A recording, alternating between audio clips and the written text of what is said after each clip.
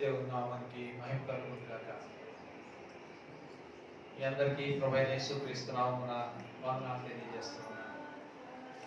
దేవుని మహాకృపను బట్టి మరొకసారి మిమ్మల్ని ఎలాగో ముఖాముఖిగా చూడడానికి, మీ అందరితో కలిసి సహవాసం చేయడానికి, దేవుని సన్నిధిలో ఆయనకు సాగిలపడి ఆయనను నమస్కరించి ఆయనను పూజించి కనపరిచి ఆరాధించడానికి దేవుడు నాకు ఇచ్చిన ఈ మంచి అవకాశాన్ని బట్టి దేవుని ఎంతైనా స్తుతిస్తూ ఉన్నాను. మీరందరూ బాగున్నారని నేను నమ్ముతూ ఉన్నాను. అందరూ బాగున్నారా? ఆరోగ్యంగా ఉన్నారా? దేవుడు ఇచ్చినటువంటి ఈ మంచి అవకాశాన్ని బట్టి, మనకి ఇచ్చిన ఆరోగ్యాన్ని బట్టి దేవుణ్ణి మనం ఎంతైనా స్తుతించబద్దులమై ఉన్నాం. మంచిది. ఈ యొక్క సంగమం గురించి మేము కూడా మా అనుదిన వ్యక్తిగత ప్రార్థనలో, కుటుంబ ప్రార్థనలో మేము చేస్తూ ఉన్నాం. అంతేకాదు మా స్థానిక సంఘంలో ప్రతి వాక్య కూడికలో లేదు ప్రాముఖ్యంగా విజ్ఞాపన దినాన, అంతేకాకుండా వారంలో ఒకరోజు మేము ప్రేయర్స్ చేస్తూ ఉంటాం. ఆ ప్రేయర్స్ లో కూడా ఈ సంఘాన్ని గురించి, ఇక్కడ చీరాల్లో ఉన్నటువంటి సంఘాన్ని గురించి, ఇక్కడ ఉన్నటువంటి పరిశుద్ధులందరి గురించి, సేవకుల కుటుంబాలను జ్ఞాపకం చేసుకుంటూ దేవుని సన్నిధిలో స్తుతిస్తూ మరి అక్కర్లు తీర్చబడాలని కూడా మేము ప్రార్థన చేస్తూ ఉన్నాం. మంచిది. ఈరోజు మనం వాక్య ధ్యానం నిమిత్తంగా పేతురు రాసిన మొదటి పత్రిక మొదటి అధ్యాయంలోంచి కొన్ని మాటలు చదువుకుందాం. పేతురు రాసిన మొదటి పత్రిక మొదటి అధ్యాయం మొదటి నుంచి కొన్ని వచనాలు, లేదు 3వ వచనం నుంచి కొన్ని వచనాలు చదువుతూ ఉన్నాను. దయచేసి గమనించండి. బైబిల్ వారు తీసుకోండి. కొత్త నిబంధన గ్రంథంలో 214వ పేజీ, పేతురు రాసిన మొదటి పత్రిక మొదటి అధ్యాయము 3వ వచనం నుంచి చదువుతూ ఉన్నాను. మన ప్రభువుకు యేసు క్రీస్తు తండ్రి అయిన దేవుడు స్తుతింపబడును గాక. మృతులలో నుండి యేసు క్రీస్తు తిరిగి లేచుట వలన జీవముతో కూడిన నిరీక్షణ మనకు కలుగునట్లు, అనగా అక్షయమైనదియు నిర్మలమైనదియు వాడబారనియునైన స్వాస్థ్యము మనకు కలుగునట్లు ఆయన తన విశేష కనికరము చొప్పున మనలను మరలా జన్మింపజేసెను. కడవరి కాలమందు బయలుపరచబడుటకు సిద్ధముగా ఉన్న రక్షణ మీకు కలుగునట్లు విశ్వాసము ద్వారా దేవుని శక్తి చేత కాపాడబడు మీ కొరకు ఆ స్వాస్థ్యము పరలోకమందు భద్రపరచబడి ఉన్నది. ఇందువలన మీరు మిక్కిలి ఆనందించుచున్నారు గాని అవసరమును బట్టి నానా విధములైన శోధనల చేత ప్రస్తుతమున కొంచెము కాలము మీరు దుఃఖము కలుగుతున్నది. నశించిపోవు సువర్ణము అగ్ని పరీక్ష వలన శుద్ధపరచబడుచున్నది కదా. దానికంటే అమూల్యమైన మీ విశ్వాసము ఈ శోధనల చేత పరీక్షకు నిలచినదై యేసు క్రీస్తు ప్రత్యక్షమైనప్పుడు మీకు మెప్పును మహిమయు ఘనతయు కలుగుటకు కారణమగును. మీరు ఆయనను చూడకపోయినను ఆయనను ప్రేమించుచున్నారు. ఇప్పుడు ఆయనను కనులారా చూడకయే విశ్వసించుచు మీ విశ్వాసమునకు ఫలమును, అనగా ఆత్మ రక్షణను పొందుచు చెప్పన శక్యమును మహిమాయుక్తమునైన సంతోషము గలవారై ఆనందించుచున్నారు. ప్రభువే చదవబడిన లేఖన భాగం మనందరి క్షేమార్థమై ఆశీర్వదించి అందించును గాక. పిల్లరా, చాలా పెద్ద ప్యాసేజ్ చదివారు. ఇదంతా చెప్తే ఎంత సమయం పడుతుందో, 2-3 గంటలు పడుతుందో అని కంగారు పడద్దు. వీలైనంత వరకు సమయం లోపలే నేను ముగించడానికి ప్రయత్నం చేస్తాను. ఎప్పుడైనా బోర్ కొడితే ఎవరైనా సరే మీలో ఒకసారి ఊరికి చెయ్యొద్దని చాలు, నేను ఆపేస్తాను. ఓకేనా? ఎవరికైనా బోర్ కొట్టిందంటే చాలు, జస్ట్ ఊరికి అట్లా కానండి, అంతే, ఆపేస్తాను. ఓకే, మంచిది. ఈ యొక్క పేతురు పత్రికను మనం చదువుతున్నప్పుడు పాత ట్రాన్స్లేషన్స్ లో, పాత తర్జుమాలలో ఇలా రాయబడి ఉంటుంది. పైన టైటిల్, పైన పుస్తకం పేరు ఏమని రాస్తుందంటే భక్త కోటికి అపోస్తులైన పేతురు రాసిన మొదటి పత్రిక అని రాయబడి ఉంటుంది. కొత్త ట్రాన్స్లేషన్స్ లో ఆ మాట లేదు. సరే, ఏదేమైనా పేతురు గురించి కొన్ని విషయాలు టూకీగా మనం చెప్పుకుందాం. ఎందుకంటే ఈ పత్రికలో ఒక మాట, కొన్ని మాటలు మనం చదువుకున్నాం. దానికి ముందు భాగంగా అంటే కొంచెం అర్థం చేసుకోవడానికి పేతురు గురించిన ఐడియా మనం తీసుకుంటే మంచిది. పేతురు ఎవరు? పేతురు అపోస్తలుడు, అంతే. ఇంకా యేసు ప్రభు వారి యొక్క శిష్యుడు. యేసు ప్రభు వారి శిష్యులలో ప్రథముడుగా, మొదటివాడుగా కనబడుతుంటాడు. ఈయనకున్నటువంటి ఇంకొక మంచి టైటిల్ చెప్పండి. ఏమంటారు? ఏంటండి? రైట్ రైట్, మంచి మాట చెప్పారు. ఏం పేరు అండి? దుడుకు దుందుడుకు స్వభావం కలిగిన వాడు. ఇంకా ఏ విషయంలోనైనా త్వరగా స్పందించేవాడు. ప్రభు వారు చెప్తున్నటువంటి ఆ సందేశాలకు, ఆ మాటలకు చాలా క్విక్ గా రియాక్ట్ అవుతాడు, స్పందిస్తాడు. స్పందించే మనసుంది.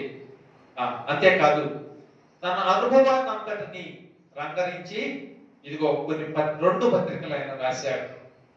ఆయన నాదిగా అంటే ఆయన సమీప బంధువుగా చెప్పబడినటువంటి మార్కు ద్వారా సువార్తను కూడా వ్రాయించాడు. ఇది ఆయన గురించిన వివరం. ఈ పత్రిక ఎప్పుడు వ్రాయబడింది అంటే సుమారుగా క్రీస్తు శకం 62-63 సంవత్సరాలలో రోమా నుంచి వ్రాయబడినట్టుగా చరిత్రకారులు అంచనా కట్టారు. ఆయన 41-44 మధ్య యెరూషలేములో ఆయన యెరూషలేము సంఘములో ఆయన బిషప్ గా ఉన్నాడు. అంటే ఇప్పుడు మనం బిషప్లు అనడం లేదు, కానీ అలా ఇచ్చారు టైటిల్ ఆయనకి. అంటే సంఘ పెద్దగా ఉన్నాడు, సంఘాన్ని నడిపించేవాడుగా ఉన్నాడు.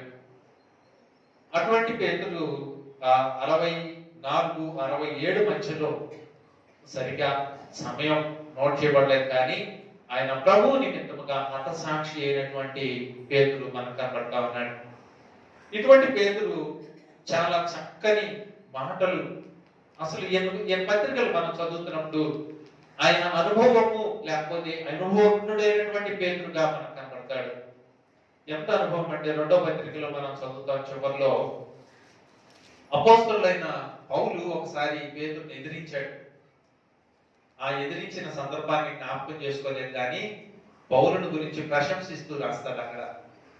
అంటే ఆయన అనుభవం అలాంటిది. అంటే తనను తనకన్నా చాలా జూనియర్ అయినటువంటి పౌలు ఎదిరించడం ఏంటి?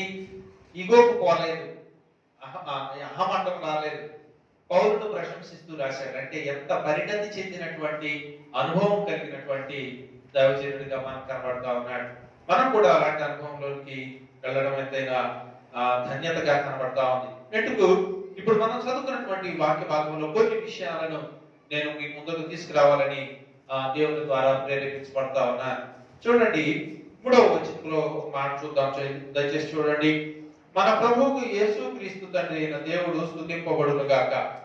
మృతులలో నుండి యేసు క్రీస్తు తిరిగి లేచుట వలన, ఈ మాట జాగ్రత్తగా జ్ఞాపకం పెట్టండి, జీవముతో కూడిన నిరీక్షణ మనకు కలుగునట్లు అంటున్నాడు. ఎలాగూ? జీవముతో కూడిన నిరీక్షణ. ఇలా చెప్దాం, ఒక చెట్టు జీవించి ఉంది అంటే దానికి ఎలాగో అర్థం చేసుకోగలం. అది పచ్చగా ఉండాలి, ఆకులు ఉండాలి, దానికి రెమ్మలు ఉండాలి, కొమ్మలు ఉండాలి, దానికి కింద వేళ్ళు బాగా తన్ని ఉండాలి, అది ఎప్పుడు ఫలించేదిగా ఉండాలి. అవునంటారా కాదంటారా? అంతేనా?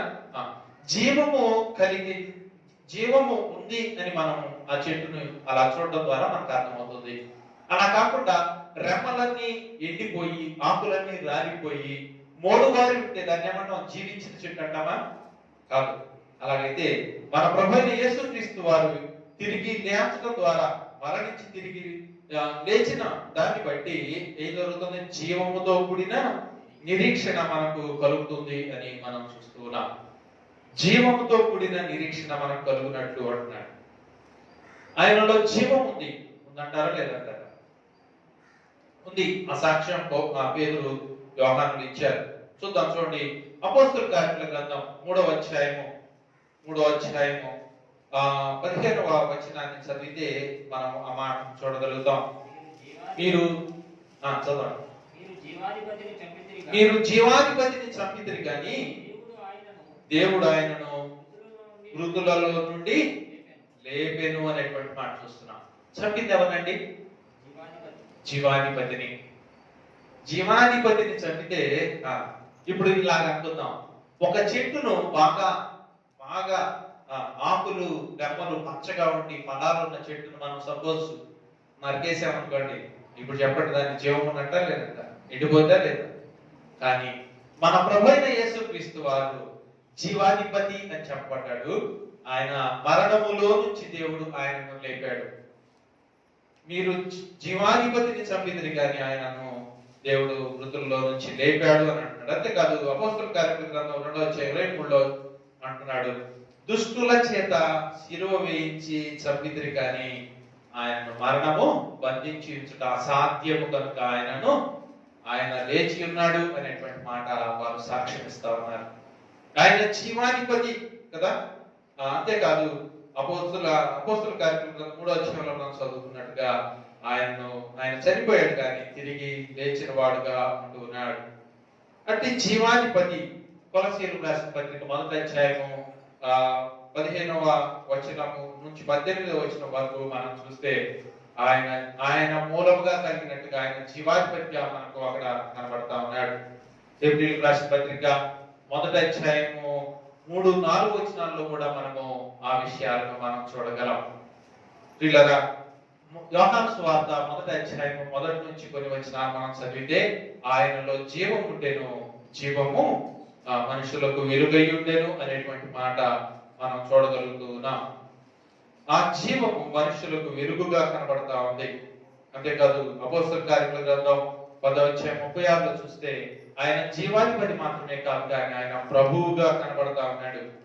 తిమోతి 1వ పత్రిక 1వ అధ్యాయం 8వ వచనంలో, అలాగే 6వ అధ్యాయం 15వ వచనంలో, 16వ వచనంలోను, అలాగే యోహాను 1వ పత్రిక 5వ అధ్యాయం 11, 12 వచనాలు, అలాగే యోహాను సువార్త 16వ అధ్యాయంలో ఆయన జీవమునకు అధిపతి ఎలాగయ్యాడు ఏంటి అనే సంగతులు చాలా విషయాలు మనం చూడగలుగుతున్నాం.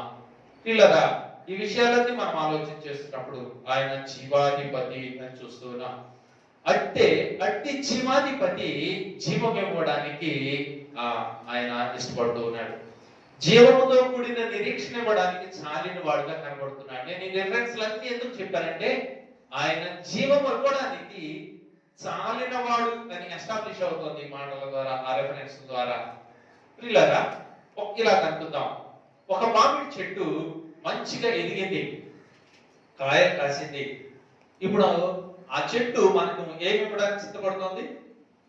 మామిడికాయ, మధురమైన మామిడికాయ ఇవ్వడానికి సిద్ధపడుతుంది. దాని పక్కన ఇంకొక చెట్టు ఉంది, ముళ్ళ తుప్పల చెట్టు, లేకపోతే మామిడి చెట్టు అవుతుంది ఇంకొకటి కూడా, దానికి కాయలు లేవు, ఆకులు మాత్రం ఉన్నాయి. అది ఏమి ఇస్తుంది? కాయలు ఇస్తుందా? లేదు. కాయలు ఇస్తుందా? ఇవ్వలేదు. అంటే దానిలో ఒక మంచి చెట్టులో జీవం ఉన్నప్పుడు ఆ జీవము ఫలాలను ఇచ్చేదిగా ఉంటుంది.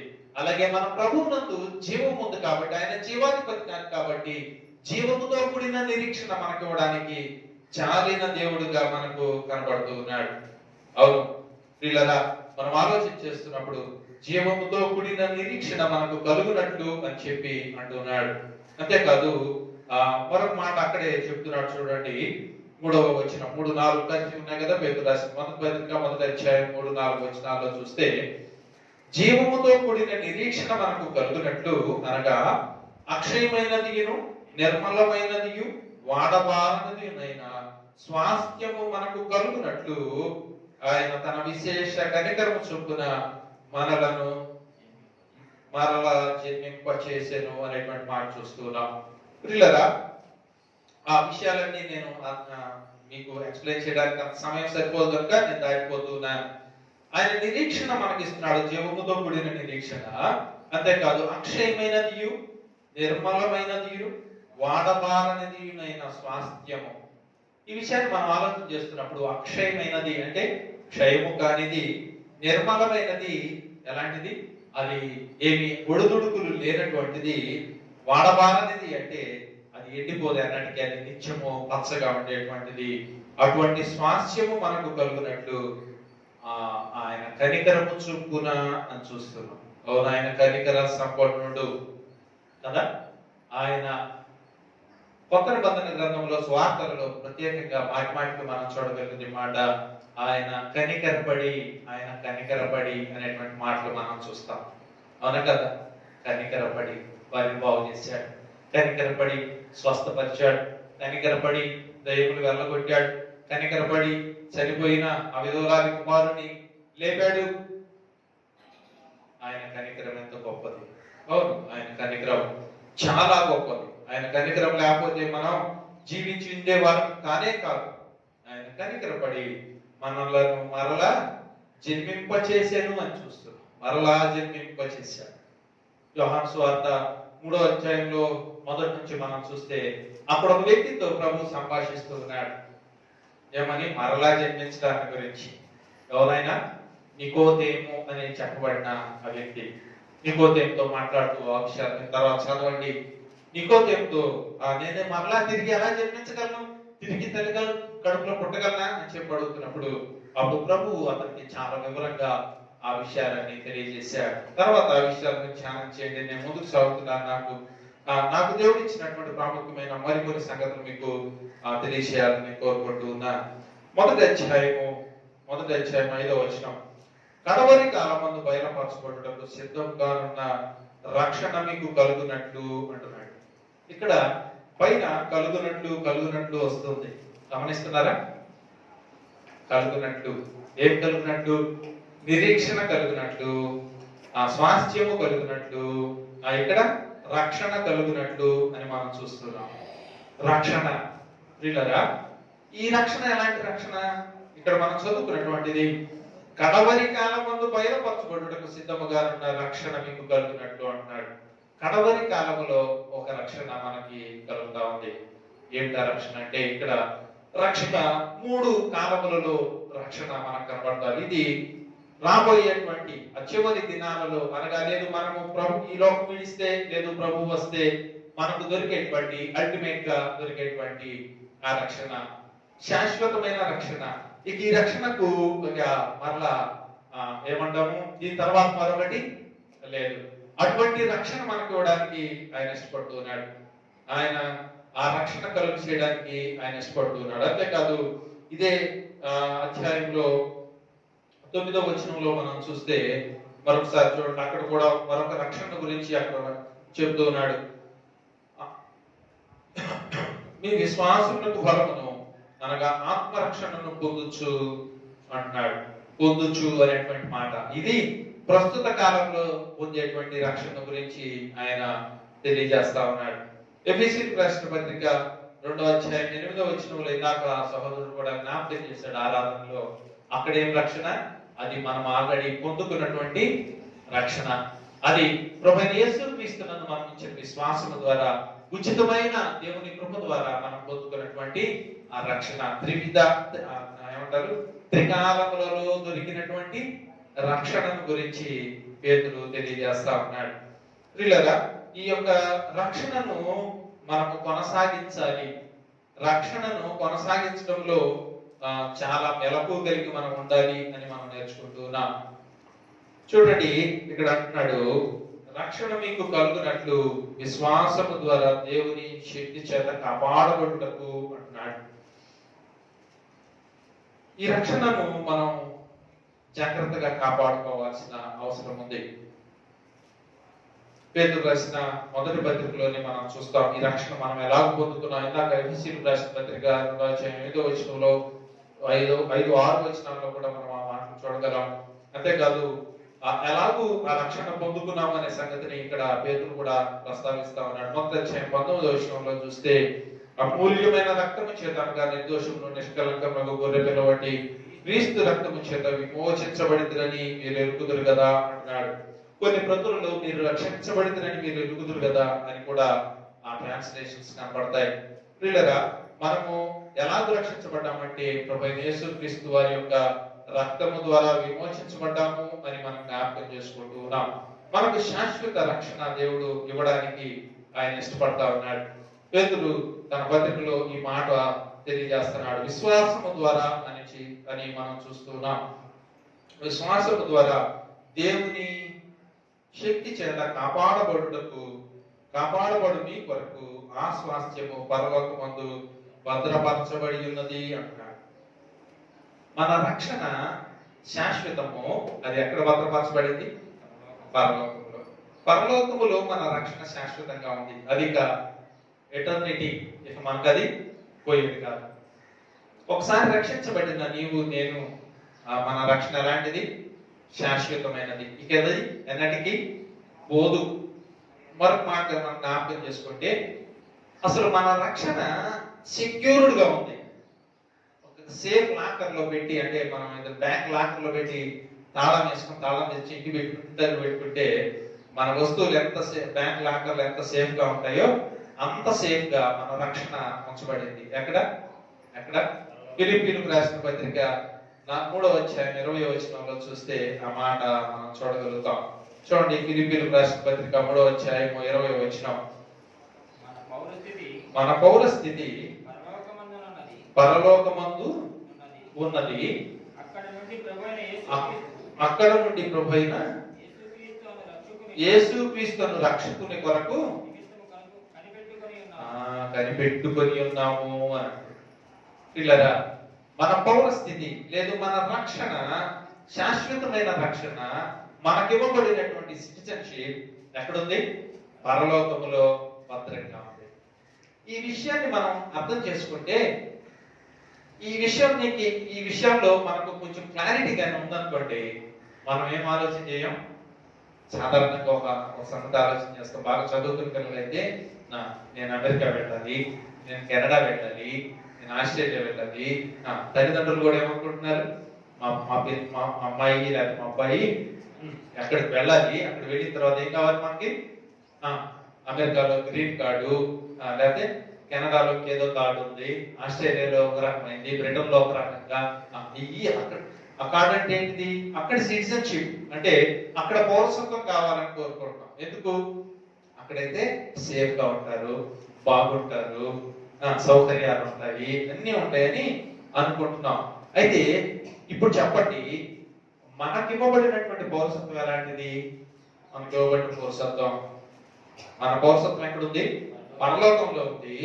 పరలోకం ఈ యొక్క అమెరికా, కెనడా, ఆస్ట్రేలియా, యూకే ఇట్లాంటి వాటికన్నా కూడా పరలోకం ఎలాంటిది? ఇవన్నీ నశించేవేగా, ఏదో ఒక రోజు లైన్ అయిపోయేవేగా. కానీ నీకు నాకు ఎంత భాగ్యం దేవుడు ఇచ్చాడు. మన పౌరసత్వం పరలోకం ముందు దాచబడి ఉంది. ఆయన కోసం ఎదురు చూస్తున్నాం, ఆయన ఎప్పుడు వస్తాడా అని. బతుకున్న మనం, చనిపోయిన వారు కూడా ఎదురు చూస్తున్నారా ఆయన ఎప్పుడు వస్తారా అని. వస్తే ఏమవుతుంది? మనం శాశ్వత కాలం ఎక్కడ ఉండబోతున్నాం? పరలోకంలో. అటువంటి స్థితి మనం కలిగి ఉన్నాము అనే సంగతి, ఆ గమనంలో మనం ఉంటే, ఆ ఎరుకలో మనం ఉంటే నిజంగా ధన్యులం. ఇంకా మరి దేనికోసంగా మనము ప్రయాసపడే వారంగా ఉండము అని జ్ఞాపకం చేసుకోవచ్చు. మొదటి అధ్యాయం 35 రాసిన పత్రిక 6వ వచనంలో చూస్తే, ఇందువలన మీరు మిక్కిలి ఆనందించుతున్నారు. ఎందువలన? ఇప్పుడు చెప్పండి. ఇప్పటిదాకా నేను చెప్పాను కదా, ఏం చెప్పాను? పరలోకంలో నా పౌరస్థితి ఉంది, నేను ఈ లోకాన్ని విడిస్తే అదిగో ఇక్కడైతే బంగారం కోసం నేను సంవత్సరం అంతా కష్టపడితే ఒక 2 గ్రాములు 10 గ్రాములు నేను సంపాదించలేకపోతున్నాను. కానీ ఇదిగో ఆ ప్రభు నా కోసం వచ్చిన, లేదు నేను మరణించిన, ఎక్కడ ఉంటాను? నేను పరలోకంలో ఉంటాను. ఆ పరలోకం ఎలా ఉంటుంది?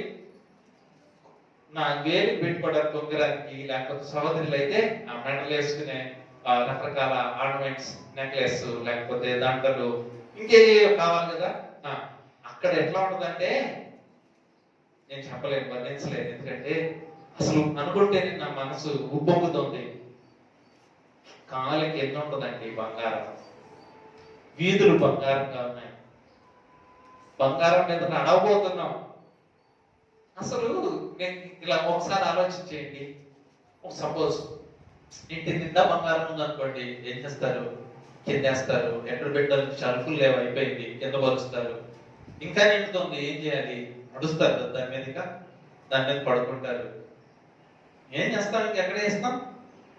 అక్కడ బంగారమయమైనటువంటి పరలోకంలో మన స్థితి ఇంకా ఎలా ఉండబోతుందో కదా. ఒకసారి ఆలోచన చేస్తే నిజంగా మనసు పులకిస్తుంది, ఆనందం వస్తుంది. ప్రభువా, ఇంతటి దౌర్భాగ్యుడైన నాకు, ఇంతటి పనికి మారిన వాడిని, పాపినైన నాకు, ద్రోహినైన నాకు నిన్ను గాయపరిచానయ్యా.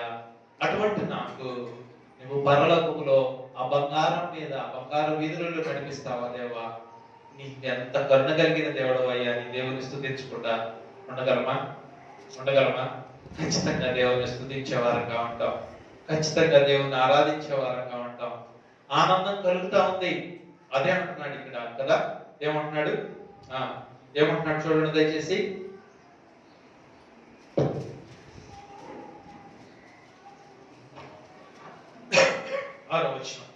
ఇందువలన మీరు మిక్కిలి ఆనందిస్తున్నారు. దేవుని సన్నిధిలో నేను ఉంటాను అనేటువంటి విశ్వాసంతో, నిరీక్షణతో కొనసాగుతున్నప్పుడు ఆ ఆనందము, ఆ నిరీక్షణ కనబడతా ఉంది. కానీ అంటున్నాడు వీళ్ళరా, విశ్వాస జీవితం ఎప్పుడు కూడా ఒక ప్లేన్ రోడ్ మీద వెళ్తున్నట్టుగా ఉండదు. ఎప్పుడైనా విమానం దిగేటువంటి రన్వే చూసే ఉంటారు. ఈ మధ్య మనకు కూడా హైవేస్ మీద రన్వేస్ తయారు చేస్తున్నారు. మనకి ఇక్కడ కొరిచిపాడు దగ్గర ఒకటి, తర్వాత సింగరాయకొండ దగ్గర ఒకటి తయారు చేశారు. 3-4 కిలోమీటర్ల దూరం ఒక 10 లైన్స్ తోటి సిమెంట్ దీంతో చాలా చక్కగా తయారు చేశారు. ఎలా ఉందంటే బండి వెళ్తుంటే విశాలంగా ఉంది, తిన్నగా ఉంది, ఎటు వంకలు లేవు, గుంటల మెంటలు లేవు. బండి ఎట్లా వెళ్తుందంటే నేను ఇట్లా కొంచెం అక్కడ వెళ్ళినప్పుడు కొంచెం స్పీడ్ పెంచి విమానంలో అయితే ఇంకెట్లా వెళ్తాను అనిపించింది. కానీ విశ్వాసి యొక్క జీవితం అలా ఉండదు. విశ్వాసి యొక్క జీవితం, ఉదాహరణకు మనం చూస్తే దావీదు జీవితం తీసుకున్నా, అబ్రహాము జీవితం తీసుకున్నా, ఏ భక్తుని జీవితం తీసుకున్నా కూడా వారి యొక్క జీవితాలలో గాని అనేటువంటి ఒక మాట ఒకటి ఇందాక సహోదరుడు కంజంక్షన్ ఒకటి చెప్పాడు కాబట్టి ఇక్కడ కూడా గాని అనేది కూడా అలాంటిదే. ఒకదానికి ముడిపెట్టేది. గాని ఉందంటే దేర్ ఇస్ ఏ హాని అని అంటారు. అంటే గాని ఉందంటే ఏదో హాని ఉందండి అని చెప్పి జాగ్రత్త పడాలి అని జ్ఞాపకం చేసుకోవాలి. చూడండి ఇక్కడ అంటున్నాడు, కానీ అవసరమును బట్టి అంటున్నాడు. ఆనందిస్తున్నారు, సంతోషం. మీరు ప్రభువునందు ఆనందిస్తున్నారు, ఆనందించండి. ఫిలిప్పీయులకు రాసిన పత్రిక 4వ అధ్యాయం చదువుతాం. ఆనందించుడి, మరలా చెప్పుచున్నాను, ఆనందించుడి, ప్రభువునందు ఆనందించుడి అని అంటాడు. ఆనందించాలి మనం ఖచ్చితంగా. ప్రభు ఇచ్చిన రక్షణను బట్టి, ప్రభు ఇచ్చిన క్షేమస్థితిని బట్టి, ప్రభు ఇచ్చిన సమస్తాన్ని బట్టి మనం ఆనందించాలి. అదే సమయంలో అవసరమును బట్టి అంటున్నాడు. ఏం అవసరం అండి? ఎందుకంటే అట్లా చెప్తారు, గాని అంటున్నారు, ఏదో హాని ఉంది అంటున్నారు, అవసరం అంటున్నారు. ఏంటిది? దీని ఇంకేంది అని మీరు అడిగితే పరిశుద్ధ గ్రంథం ఎలా తెలియజేస్తా ఉంది. గాని అవసరమును బట్టి నానా విధములైన శోధనల చేత ప్రస్తుతమున కొంచెము కాలం మీకు దుఃఖము. ఎంతకాలం అండి? కొంచెం కాలం, little time, very short time దుఃఖం కలుగుతుంది. ఏంటండి? ఇప్పుడే కదా కాస్త కోస్తో దేవుని నమ్ముకున్నాను, దేవుడు నాకు ఇచ్చిన రక్షణ బట్టి దేవుడు నేను ఆనందిస్తున్నాను, నాకు పరలోకం ఇస్తాను అంటున్నాడు అని చెప్పి నేను సంతోషిస్తున్నాను, గంతులేస్తున్నాను. ఎంతలోకి మీరేం ఒక మాట చెప్తున్నారు? కొంచెం కాలం దుఃఖం కలుగుతుంది అంటున్నారు. అవును ప్రియులారా, ఎందుకంటే అవసరమును బట్టి అని అంటున్నాడు. అవసరం ఎవరికి అవసరం? ఏంటి అవసరం? 2 విషయాలు. ఒకటి, మనకి దేవునికి ఇద్దరికి అవసరం. ఎలా అంటారా? ఊరికే చిన్న, నేను అంతా చెప్పడానికి నా సమయం పర్మిట్ చేయడం లేదు. ఊరికే ఉదాహరణలుగా 2-3 విషయాలు నేను చెప్పి నేను దాటిపోతాను. దయచేసి గమనించండి. ఏమిటి అవసరం? అవసరమును బట్టి నానా విధములైన, అక్కడ చదువుదాం చూడండి. అవసరమును బట్టి నానా విధములైన శోధనల చేత ప్రస్తుతము నా కొంచెము కాలము మీకు దుఃఖము కలుగుచున్నది అంటున్నాడు. ఏంటి అవసరం? ఆ కొంచెం కాలం దుఃఖం కలగాల్సిన అవసరం ఏంటి? ఎవరికి అవసరం అంటే, మొదటగా మనం అనుకున్నాం, మనిషికి అనగా విశ్వాసికి అవసరం. రెండవది దేవునికి అవసరం. రెండవది ఏమిటి అవసరం? అది ఆలోచన చేద్దాం. 1-2-3 నిమిషాలు మనం ఇక్కడి నుంచి ఆలోచన చేసి ముందుకు సాగిపోదాం. చూడండి, ఒక విషయాన్ని మనం ఆలోచన చేస్తున్నప్పుడు అవసరం ఎట్లాంటిది? మనిషి విషయం ముందు ఆలోచన చేద్దాం. కీర్తనల గ్రంథం 119వ కీర్తన 67వ చరణాన్ని చదువుదాం. 119వ కీర్తన 67వ చరణం. 119వ కీర్తన 67వ చరణం. శ్రమ కలుగగా శ్రమ కలుగక మునుపు నేను ఇక్కడ అవుతామండి. అవసరం అర్థమైందా? అవసరమును బట్టి అన్నాడు కదా. ఏమిటి అవసరం? శ్రమ కలుగక మునుపు. విశ్వాసి అన్నవాడు ఏం చేస్తాడట? త్రోవ ఇస్తాడు రెండోడా చదివితే తరగవా. చిన్న మాట చెప్తారు. లూకా సువార్త 15వ అధ్యాయంలో 11వ వచనం నుంచి మనం చదువుతాం కదా. అక్కడ ఒక ప్యాసేజ్ చెప్పాడు ప్రభు వారే. ఏంటది? ఇద్దరు కొడుకులు, పెద్దవాడు ఉన్నాడు ఇంట్లో, చిన్నవాడు ఏం చేశాడు? తండ్రి నాకు ఆస్తి నాకు ఇయ్యి, నేను ఎంజాయ్ చేయాలా అని అన్నాడు. రే వద్దురా, నా మాట ఇంట్రా, ఏడేమంటరా, నీకు అన్నీ ఉన్నాయి కదా, ఏడా నువ్వు కావాలంటే నువ్వు నాన్ వెజ్ ఉంది, ఇంకేదైనా చేయాలంటే అన్నీ ఉన్నాయి కదా అని చెప్పి అంటుంటే, లేదు తండ్రి నేను నీతో నాకు ఫెడప్ అయిపోయాను, నువ్వన్నీ షిఫ్ట్ స్టాండ్ అంటున్నావు, నీతో ఎవరు నాకు కుదరదు, నేను పెద్దోడినాయని ఇప్పుడు నేను ఏం చేయాలా? తీసుకున్నాడు. తండ్రి ఏం చేశాడు? ప్రేమ కలిగినాడు కదా, కొడుకు కదా, అడిగాడు, ఇచ్చాడు. కొడుకు ఏం చేశాడు? ఇప్పుడు బయటికి వెళ్ళాడు. అందరికి తెలిసిన విషయాలేగా. ఏమైంది? చివరాత్రికి 18వ వచనం అనుకుంటాం కదా, అక్కడ ఆ బుద్ధి వచ్చినప్పుడు అనేటువంటి మాట చూస్తాం. ఎప్పుడు బుద్ధి వచ్చింది? శ్రమ కలిగితే. చెప్పండి, శ్రమ కలిగిందా లేదా? అక్కడ కష్టం వచ్చిందా రాలేదా? అన్ని తీసుకుని వెళ్ళాడు. స్నేహితులు, రకరకాల స్నేహితులు వచ్చారు, ఖర్చు అయిపోయింది. ఇప్పుడు ఉన్నదంతా అయిపోయింది, తినడానికి లేదు, కడుపులో ఆకలి అవుతుంది, బట్టలు చిరిగిపోయినాయి, తల మాసిపోయింది, ఒకసారి గడ్డాలు మీసాలు కూడా తిరిగిపోయినాయి, క్షవరం చేయించుకోవడానికి డబ్బులు లేవు. దరిద్రమైన స్థితిలోకి వచ్చాడు. ఈ స్థితిలో శ్రమ కలుగుతుంది. అప్పటిదాకా ఏమనుభవించాడు? సంతోషాన్ని అనుభవించాడు, ఆనందాన్ని అనుభవించాడు. నా తండ్రి నాకు ఆస్తి ఇచ్చాడు, ఇదిగో నేను తీసుకున్నాను, పట్టణానికి వెళ్తున్నాను, ఎంజాయ్ చేస్తున్నాను, ఆనందం ఉంది కాసేపు. అంతలోనే ఏమొచ్చింది? శ్రమ వచ్చింది. శ్రమ వచ్చినప్పుడు ఏం చేస్తున్నాడు? ఇప్పుడు నేను తిరిగి తండ్రి ఇంటికి వెళ్తాను. ఎలా వెళ్తాను అన్నాడు? అక్కడ రాయబడిన మాటలు దయచేసి చదవండి. లూకా సువార్త 15వ అధ్యాయము 18వ వచనం నుంచి. లూకా సువార్త 15వ అధ్యాయము. నేను లేచి నా తండ్రి వద్దకు వెళ్ళి. ఇప్పుడు చెప్పండి, ఈ మాట అంతకుముందు చెప్పాడు, ఎప్పుడన్నా చెప్పాడా? ఎన్నిసార్లు ఆ కొడుకు తండ్రికి విరోధంగా తప్పు చేసి ఉంటాడు? చేయొద్దన్న పని చేసి ఉంటాడుగా, తండ్రి కొట్టుంటాడుగా, దండించుంటాడుగా, సరి చేసేదానికి ప్రయత్నం చేసి ఉంటాడుగా. ఎప్పుడన్నా చెప్పాడు ఈ మాట? శ్రమ కలుగక మునుపు నేను దారి దొరికాడా? శ్రమ కలిగినప్పుడు ఇప్పుడు తిన్నని దారిలోకి వస్తున్నాడు. తండ్రి నీకు విరోధంగా, పరలోకానికి విరోధంగా నేను పాపం చేశాను, నన్ను క్షమించని చెప్పి అక్కడి నుంచే మొదలు పెట్టాడు ఆర్తనాదం. దగ్గరకు రాగానే ఆర్తనాదం ఎగిరిపోయింది. ఎలా? ఆ తండ్రి కరుణామయుడు కనుక కొంచెము కాలము శ్రమపడిన ఆ కొడుకుని ఆలింగనం చేసుకున్నాడు. వెంటనే చెప్తున్నాడు, రైట్, నా చిన్న కొడుకు వచ్చాడు, ప్రశస్తమైన వస్త్రాలు తీసుకున్నాడు, ఇది అడిగించండి అన్నాడు. ఆ తర్వాత వెంటనే ఏమి ఇచ్చాడు? ఉంగరం ఇచ్చాడు. తర్వాత చెప్పులు తొడగమన్నాడు. ఇప్పుడు చెప్పండి, వాడి యొక్క బతుకు మారిందా లేదా?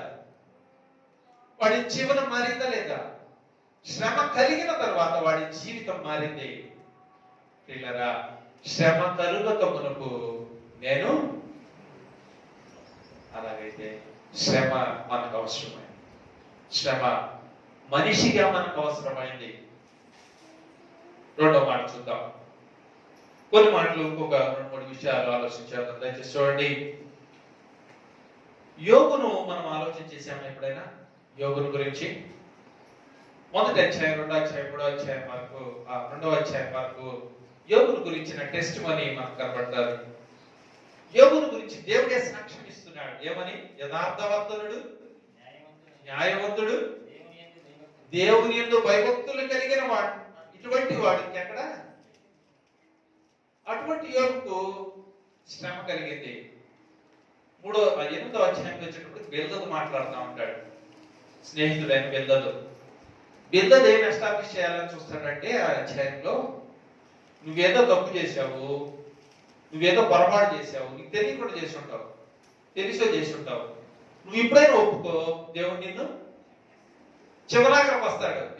యోగు గ్రంథం చివరి అధ్యాయానికి వచ్చేటప్పటికి అక్కడ కూడా అదే మాటలు చెప్తా ఉంటాడు. నువ్వు ఇప్పుడైనా ప్రాస్పెరిటీ గాస్పెల్ చెప్తుంటారంట ఆ యొక్క స్నేహితులు వచ్చి చివరాకరికి, నువ్వు ఇప్పుడైనా ఒప్పుకో, దేవుడు నిన్ను దీవిస్తాడు. వారికి అర్థం కాదు, యోగు యొక్క యథార్థత వారికి అర్థం కాదు. కానీ యోగుకు శ్రమ కలిగిందా లేదా? యోగుకు శ్రమ కలిగిన దాన్ని బట్టి ఇప్పుడు ఎవరికి అవసరమైన శ్రమ? ఎవరికి అవసరం ఆ శ్రమ? దేవునికి అవసరం. దేవునికి ఏమవసరం? యోగుకి శ్రమ కలగడం దేవునికి ఏమవసరం అండి? దేవుడు చూపించాలనుకుంటున్నాడు. దేవుని యొక్క మేనిఫెస్టేషన్స్ ఇలా ఉంటాయి, దేవుని యొక్క టెస్టిమోనీస్ ఇలా ఉంటాయి. దేవుడు సాతానుకు చూపించాలనుకున్నాడు. రే, నువ్వు అనుకుంటున్నావేమో నా భక్తులు భూమి మీద ఉన్నారు, ఎలా ఉన్నారో చూడు, యోగు చూడు అని చెప్పినప్పుడు యోగు ఆ టెస్టుల్లో పాస్ అవ్వడానికి నిలబడిన వాడుగా కనబడ్డాడు. దాని వలన ఆ స్నేహితులకు ఉపయోగం కలిగింది. మాత్రమే కాదు, ఆ పుస్తకము రాయబడడం ద్వారా కోటాను కోట్ల భక్తులకు అనగా క్రైస్తవులకు ఉపయోగపడుతుంది అంటారా లేదంటారా? ఇది అవసరం, దేవుడికి ఉన్నటువంటి అవసరం, దేవుడికి ఉన్నటువంటి అవసరం. మరొక ఎగ్జాంపుల్ నేను మేము పెట్టాలనుకుంటున్నాను. ఆది కాండంలో ప్రథమ జ్యోతిగా చెప్పబడినటువంటి యోసేపుకు శ్రమ కలిగిందా లేదా? ఎన్నిసార్లు కలిగింది? అన్నలు, తర్వాత పోతీఫెర ఇంట్లో జరిగిందా లేదా? తర్వాత ఆ శ్రమ కలగడాన్ని బట్టి ఎవరికి మేలు జరిగింది? అన్నలకు మేలు జరిగింది, తండ్రి ఇంటి వారికి మేలు జరిగింది, ఐగుప్తు అంతటికి మేలు జరిగింది, ప్రపంచం అంతటికి. ఈ కారణాన్ని బట్టి అయినప్పటికీ ఇక్కడ చదవబడినటువంటి ఆ మాట, అవసరమును బట్టి నానా విధములైన శోధనల చేత ప్రస్తుతమున కొంచెము కాలము. పిల్లరా, ఈ శోధనలు తట్టుకున్నటువంటి వ్యక్తుల గురించి మనం ఆలోచన చేశాం. ఇప్పుడు ఒక వ్యక్తిని గురించి అన్నిటివి కూడా మనం చూసుకుని దాటిపోదాం. ఇటువంటి వ్యక్తే కదా, యోసేపు లాంటి వ్యక్తే కదా. నాజీరు చేయబడినటువంటి ఒక వ్యక్తిని గురించి మనం ఆలోచన చేసినప్పుడు ఎవరై వ్యక్తి? వెలిగిపోయింది, మీకు ఇప్పుడే తెలిసిపోయింది కదా. నాజీరు చేయబడిన వ్యక్తి ఎవరు?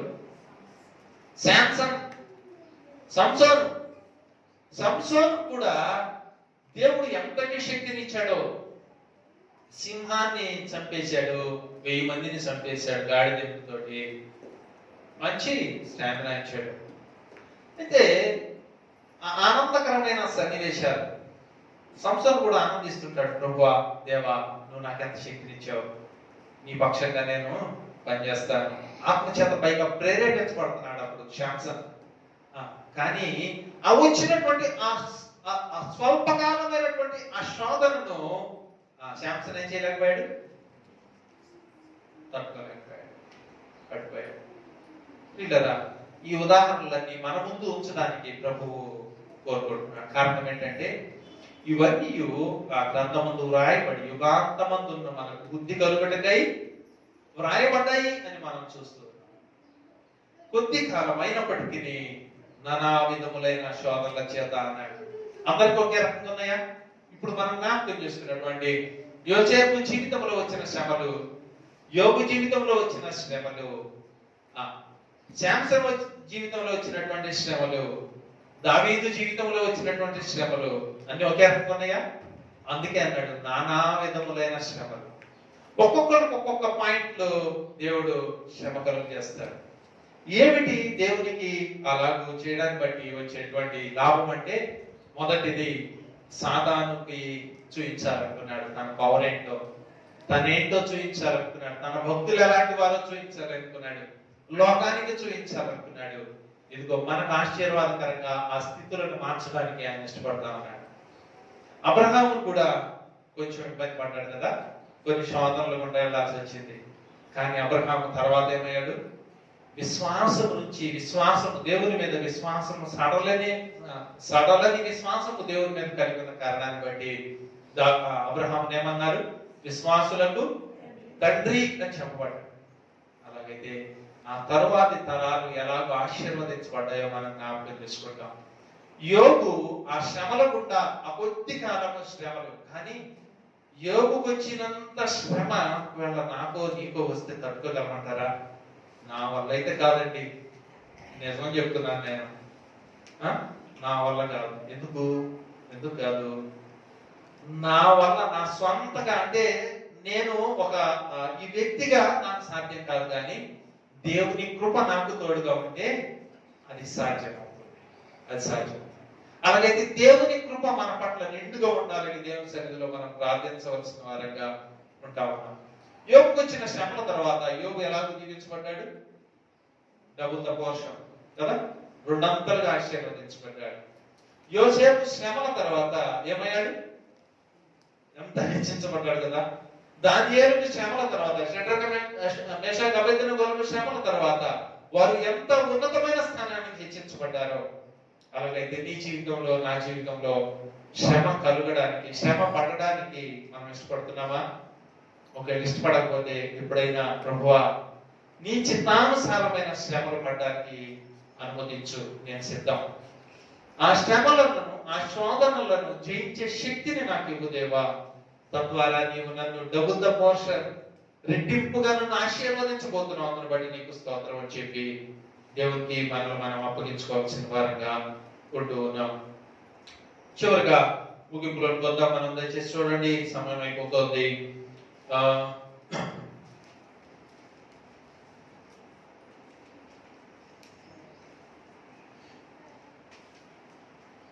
పేతురు రాసిన మొదటి పత్రికలో మూల పాఠానికి వద్దాం. మొదటి అధ్యాయము 6వ వచనం. అవసరమును బట్టి అంటున్నాడు, ఇందువలన మీరు మిక్కిలి ఆనందించున్నారు, కానీ అవసరమును బట్టి నానా విధములైన శోధనల చేత ప్రస్తుతము నా కొంచెము కాలము మీకు దుఃఖము కలుగుతున్నది. నశించి పోవు సువర్ణము అగ్ని పరీక్ష వలన శుద్ధపరచబడుచున్నది కదా, దానికంటే అమూల్యమైన మీ విశ్వాసము శోధనల చేత పరీక్షకు నిలిచినదై యేసుక్రీస్తు ప్రత్యక్షమైనప్పుడు మెప్పును మహిమయు ఘనతకు కలుగుటకు కారణమగును అంటున్నాడు. పిల్లరా, ఎంత నిరీక్షణ కలిగిన మాట రాయబడింది. మనం చదువుతూ ఉన్నాం, మన జీవితాల్లో అన్వయించుకుందాం. నశించి పోవు సువర్ణము, బంగారం. సహోదరులు, మీ దగ్గర ఉన్న బంగారం నాకు ఇమ్మంటే ఇస్తారా? ఇస్తారా? ఎవరైనా? మావిడైతే అసలు ఇవ్వదు, మీరు మంచోళ్ళు ఇస్తారేమో. ఆ బంగారం అప్పుడప్పుడు ఏం చేస్తాం, మనం తీసుకెళ్ళాలని పుటం వేస్తాం. దేనికి? పెట్టుకొని చెవులకి మెడలో అంతా వేసుకుని కారణాన్ని బట్టి సబ్బు ఇంకేదైనా మైలా మస్ట్ ఉంటుందని ఏం చేస్తాం, దాన్ని తీసుకెళ్ళి ఆడిపిస్తే ఆడేం చేస్తాడు, బాగా వేడి చేసి దాంట్లో ఉన్నదంతా తీసేసి మళ్ళీ ఫ్రెష్గా ఇప్పుడు మెరుస్తుంది. అవునా కదా? అట్లయితే ఆ సువర్ణము ఆ పరీక్ష వలన మెరుగుపరచబడుతుంది. అయితే మన రక్షణకు కారణమైనటువంటి మన విశ్వాసం ఎప్పుడైనా మనం మెరుగుపెట్టుకున్నామా? ఇక్కడ అంటున్నాడు అమూల్యమైన విశ్వాసం. దేనికంటే సువర్ణం ఉందే నశించిపోద్ది, ఏదో ఒక రోజు అది భూమిలో కలిసిపోద్ది. కానీ ఆ సువర్ణం కంటే అమూల్యమైనది, విలువైనది, అది లెక్క కట్టలేనటువంటిది ఆ విశ్వాసము. ఏ శోధనలు చెందండి? పైన చెప్పబడింది నానా విధములైన ఆ శోధనలకు నిలిస్తే అదేమవుతుంది, మరలా షైన్ అవుతుంది, మెరుస్తుంది. నేను ఇలా కట్టాను. ఇప్పుడు అన్ని గ్యాస్ పొయ్యిలేగా, కట్టెల పొయ్యి ఎవరైనా వాడతారా? గతంలో వాడి ఉంటారుగా, కనీసం చూసుంటారుగా. ఓకే, కట్టెలు పొయ్యి కట్ట కాల్చారు, బాగా మంట వస్తుంది, వేడి వస్తుంది, అన్నం ఉడికింది, అయిపోయింది. తర్వాత కాసేపటికి అన్నం అయిపోయిన తర్వాత ఏం చేస్తారు, మంటనివ్వకుండా కాసేపు కొట్ట అట్ట పెడతారు. అంటే రెండో గిన్నె పెట్టేంత వరకు దాన్ని అట్ట పెడతారు. అప్పుడు ఏమైంది చెప్పండి, ఆ కట్టె పైన నిప్పు ఏమైనా కనపడుతుందా, వేడి వస్తుందా? అప్పుడు ఏం చేస్తారు సోదరులు, కొంచెం వాటిని కదిలించి ఉత్తరం వదల ఉత్తి ఏమైంది, దానిపైన ఉన్న నుసిగిరిపోయి మంట మరలా ఆ మంట అలా చేస్తున్నావు కదా వండడానికి. మరి మన విశ్వాస సంగతి, మన విశ్వాసాన్ని ఎప్పుడైనా పాలిష్ పెట్టుకున్నామా? ఎప్పుడైనా మరి ఊది మంట రేపామా? మన విశ్వాసానికి రేపాలి అని చెప్పి ప్రభు కోరుకుంటున్నాం. ఎందుకంటే మన విశ్వాసము ఈ లోక సంబంధమైనటువంటి ఐహిక విచారాలు దాని మీద కప్పేసి ఉంటాయి. అప్పుడప్పుడు దాన్ని వెదలగొట్టుకోవాలి. దాన్ని వెదలగొట్టుకొని ఆ విశ్వాసాన్ని తిరిగి ప్రజ్వలింప చేయాలి. తద్వారా మనకు ఆశీర్వాదం. ఎలాగూ విశ్వాసం వలన సమస్తము సాధ్యం. విశ్వాస సహితమైన ప్రార్థన రోగిని స్వస్థపరుచునన్నాడు. విశ్వాసం వలన ఎబ్రిల్ రాసిన పత్రిక 11వ అధ్యాయంలో మనం చూస్తాం, వారు తమ వారిని పొందుకున్నారట. మళ్ళీ సహోదరులు అనేక మంది ఏం చేయించారు, ఖడ్గమును, అగ్నిని, ఇంకా చాలా విషయాలు అక్కడ రాయబడ్డాయి, వాటిని జయించారు అని చెప్పి చెప్పబడుతుంది. ఇలా అలాగైతే మన విశ్వాసాన్ని క్రోధి చేసుకోవాలి, మన విశ్వాసాన్ని రేపుకోవాలి. ఎలాగూ కొన్ని శ్రమలు దేవుడు అనుమతిస్తాడు. అనుమతించబడిన శ్రమల ద్వారా మన విశ్వాసాన్ని తిరిగి మనము రేపుకొని మన విశ్వాస యాత్రలో ముందుకు సాగాలి అని చెప్పి మనం జ్ఞాపకం చేసుకుంటూ ఉన్నాం. ఈ శోధనల చేత పరీక్షకు నిలిచినదై నిలిస్తే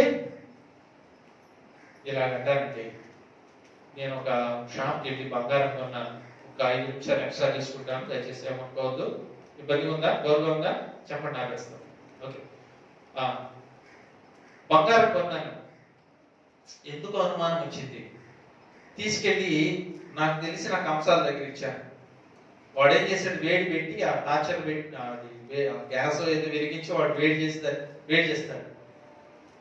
అది ఏమైపోయింది, పొడి అయిపోయింది అనుకోండి, ప్రయోజనం ఉందా? అంటే బంగారం దేనికి నిలబడాలి? అగ్నిలో వేసినప్పుడు అది నిలబడితే బంగారం, కానీ నిలబడకపోతే అలా నీ విశ్వాసము నా విశ్వాసము నిలబడితే బహుమానాలు ఉన్నాయి. పరీక్షలు రాస్తారు కదా పిల్లలు, షెడ్యూల్ వచ్చేసింది, 10th క్లాస్, ఇంటర్మీడియట్, మిగతా పరీక్షలన్నిటికీ. పరీక్షలు దేనికి పెడతారు చెప్పండి? మిమ్మల్ని నేర్పించడానికి.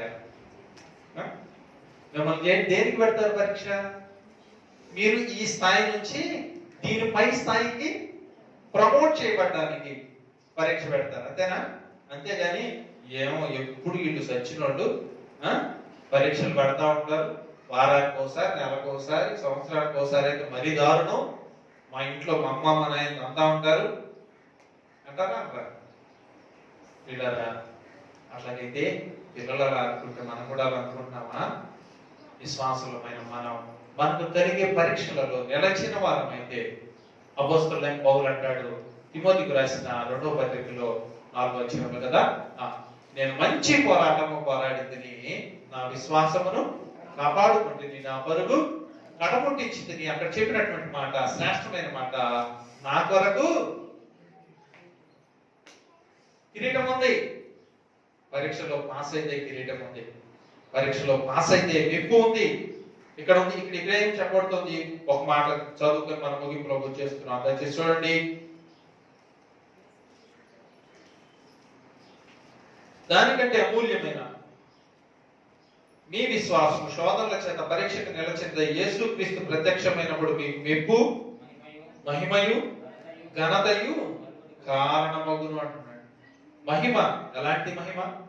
ప్రకటన గ్రంథంలో మనం చదువుతాం 3వ అధ్యాయం 21వ వచనంలో, నా సింహాసనం మీద జయించిన వారిని కూర్చుండనిద్దును అని అన్నాడు, కిరీటాన్ని ఇస్తాను అని అంటున్నాడు. కిరీటం పెట్టుకొని సింహాసనం మీద కూర్చుంటే ఏమొస్తుందండి? మహిమ వస్తుందా రాదా? మహిమ, దేవుని మహిమ మనకు వస్తుంది. అంతేకాదు ఘనత ఎక్కడ కలుగుతుంది? ఘనత. అపోస్తలుల కార్యముల గ్రంథం 7వ అధ్యాయం 55, 56 వచనాలు చదివితే అక్కడ స్టెఫను ఆ ఘనత పొందిన వాడుగా కనబడతారు. స్టెఫనును సాక్ష్యం ఇస్తున్నాడు. చంపడానికి రాళ్ళెత్తి రెడీ పట్టుకున్నారు. ఆ సమయంలో ఆకాశం వైపు తేరి చూచాడు స్టెఫను. ఆకాశము తెరవబడుటయు మనుష్య కుమారుడు దేవుని కుమారుడు లేచి నిలుచుండుటయు చూశాడు. ఇంతకంటే గొప్ప ఘనత ఏమైనా ఉందా చెప్పండి? దేవాది దేవుడు, ప్రభువులకు ప్రభువు, రాజులకు రాజు అయినటువంటి ఆయన స్టెఫను కోసం లేచి నిల్చున్నాడట సింహాసనం మీద నుంచి. ఇంతకంటే ఘనత, గొప్ప ఘనత ఇంకెవడైనా ఇస్తాడండి ఈ లోకంలో మనకి?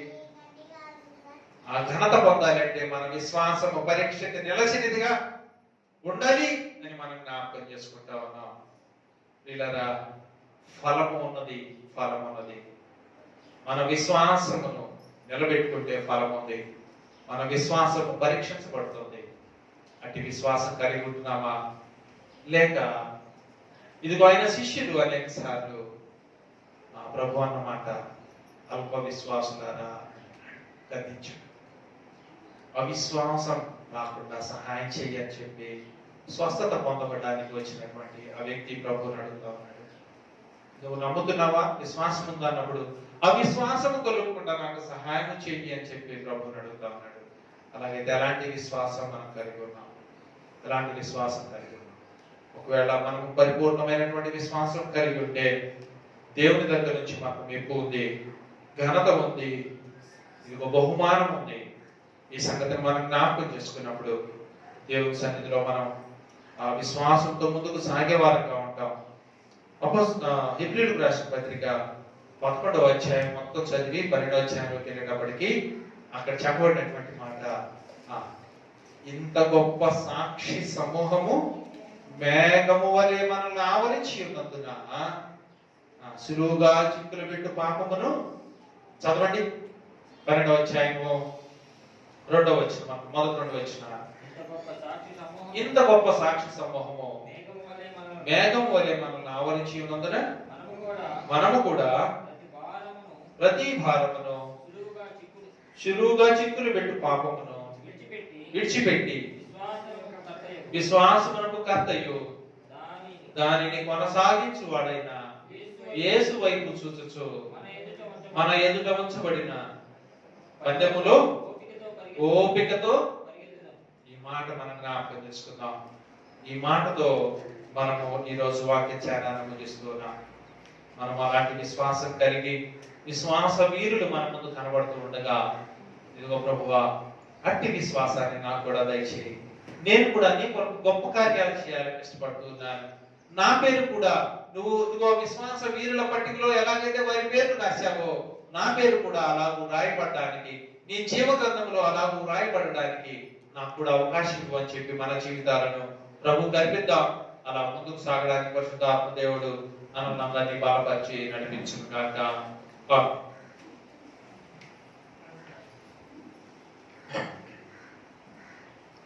అందరూ తలలో వంచండి, ప్రార్థించుదాం. ఇప్పటి వరకు మనం విశ్వాసమునకు పరీక్ష ఉన్నదని, విశ్వాసానికి ఫలం ఉన్నదని జ్ఞాపకం చేసుకున్నాం. పరీక్ష అవసరమైంది. ఆ పరీక్ష మన జీవితాలలో ప్రభు ఇస్తున్నప్పుడు మనము దాన్ని స్వీకరిద్దాం, విశ్వాసాన్ని కాపాడుకుందాం. అలా కాపాడుకున్నప్పుడు మనకు బలము, మనకు బహుమానం ఉంది, ఘనత ఉంది, మెప్పు ఉంది అనే సంగతిని జ్ఞాపకం చేసుకుంటూ మన విశ్వాస యాత్రలో ముందుకు సాగుతాం. కృపా సంపూర్ణమైన మా ప్రియ పరలోక తండ్రి, సర్వశక్తి కలిగిన దేవ, శ్రీమంతుడా, ద్వితీయ సత్యదేవుడా, మీ పరిశుద్ధ నామాన్ని బట్టి మిమ్మల్ని స్తుతిస్తున్నా, కీర్తిస్తున్నా. ఈ మధ్యాహ్న కాల సమయంలో ప్రభువా మా ముంగడకు మీరు తీసుకొచ్చినటువంటి ఈ మాటలను బట్టి మీకు స్తోత్రాలు చెల్లిస్తున్నాం తండ్రి. అవును దేవా, ఇదిగో మా మీద మేఘం వలె ఆవరించి ఉన్నటువంటి విశ్వాస వీరుల చరిత్ర కనపడతా ఉంది తండ్రి. వారిని మేము జ్ఞాపకం చేసుకుంటున్నప్పుడు మా తండ్రి సులువుగా చిక్కులు పెట్టు పాపమును విడిచిపెట్టడానికి, ఈ భారమును విడిచిపెట్టడానికి ప్రోత్సహించండి. మా విశ్వాసమునకు కర్తయు దాన్ని కొనసాగించు వాడవైన నీవేమో చూస్తూ ఓపికతో మా విశ్వాస యాత్రలో పరిగెత్తడానికి, గురి యొద్దకే పరిగెత్తడానికి మమ్మల్ని అందరినీ బలపరిచి నడిపించమని వేడుకొని ప్రార్థన చేస్తున్నాం. తండ్రి, మన చేరి వచ్చి మీ మాటలు ఆలకించిన దూరం నుంచి వినుచున్నటువంటి వారికి మేలు, క్షేమము, ఆశీర్వాదము కలుగునట్లుగా దయ చూపించండి. ఎవరైనా అనారోగ్యాలతో ఉంటే స్వస్థపరచండి. ప్రతి విధమైన ఆర్థిక, సామాజిక అక్కర్లు తీర్చండి. మరి విశేషంగా మా తండ్రి సంఘమంతటిని ఆత్మ సంబంధముగా దీవించి ఆశీర్వదించమని వేడుకొని ప్రార్థన చేస్తూ ఉన్నాం. సంఘ అక్కర్ల అవసరతలు తీర్చండి. మీ సేవకుని కుటుంబాన్ని జ్ఞాపకం చేసుకోండి. ప్రతి విధమైన అక్కర్లు తీర్చమని అడుగుతున్నాం. పిల్లలు చదువుతూ ఉండగా కృపతో జ్ఞాపకం చేసుకోండి. జ్ఞాన వివేకాలతో నింపండి. యవన కాలములు మా ప్రభుత్వ మీ కాపుదల భద్రత క్షేమం దయచేయమని అడుగుతున్నాం.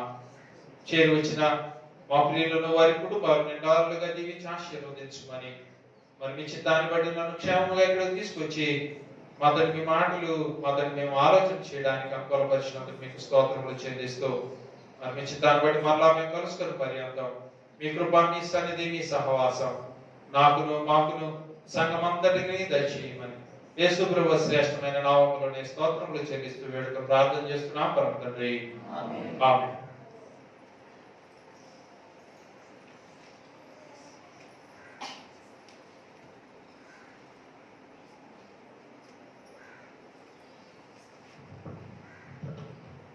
చక్కని వాక్యం గమనించి వచ్చిన ప్రసాదాన్ని గారికి సంఘం తరపున ప్రేమపూర్వక వందనాలు తెలియజేస్తున్నాము. అందరూ అన్న కుటుంబం కొరకు, అన్న కొరకు ప్రార్థించండి అందరూ.